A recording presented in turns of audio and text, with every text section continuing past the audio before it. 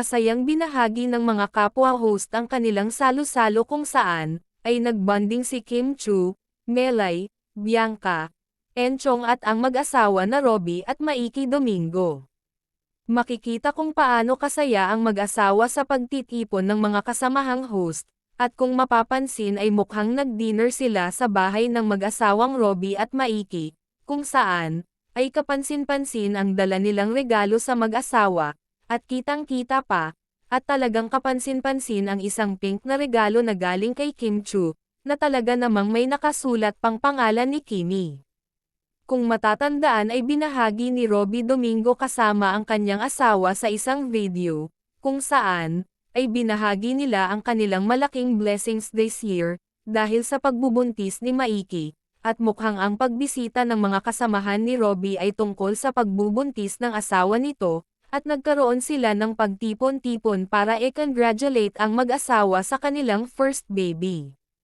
Samantala, kahapon naman ay binahagi ni Kim Chu ang mga kaganapan, kung saan, ay nag-post ito sa kanyang social media kasama ang kanyang pamangkin na si Rain, na nag-celebrate ng birthday din ito at makikita din sa isang larawan kasama ni Kim ang ina ni Rain na si Twinkle, at ang asawa at bunsong anak nito.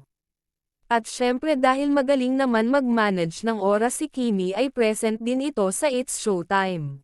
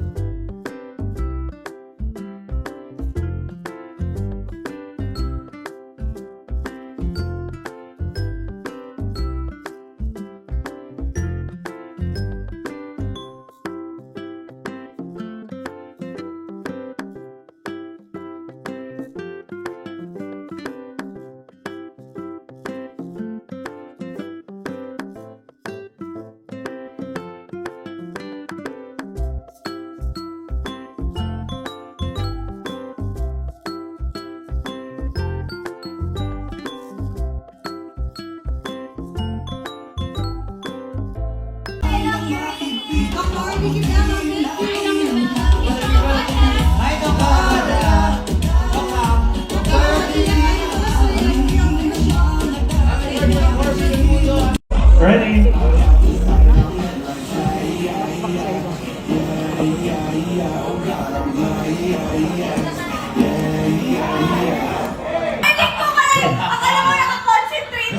Pinigil mo naman yung anak ko. Hindi siya masaya nung Sabado. Serious mode ka Hindi siya Thank you po dahil ingatan niyo po kami ngayon papunta dito. And thank you po sa rest na binigyan niyo sa amin ng weekend, Lord. Thank you po sa energy, Lord, sa strength, Lord. Thank you po sa guidance niyo sa amin, Lord. And thank you po dahil magkakasama po kami lahat ngayon. And Lord, thank you po sa happiness na binibigyan niyo rin po sa amin, Lord. Patuloy niyo po kaming protektahan sa lahat po ng bagay na